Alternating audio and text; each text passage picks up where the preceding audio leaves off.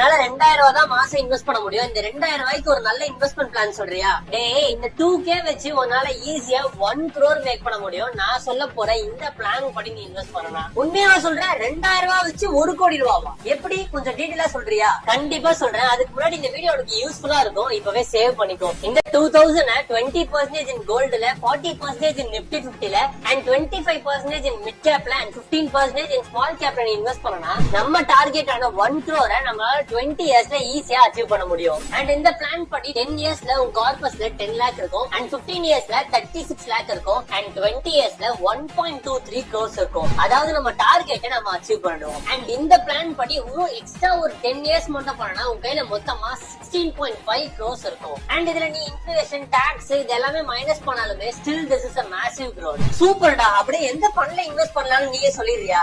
and எக்ஸாக்டான fund name உங்களுக்கு வேணும் அப்படின்னா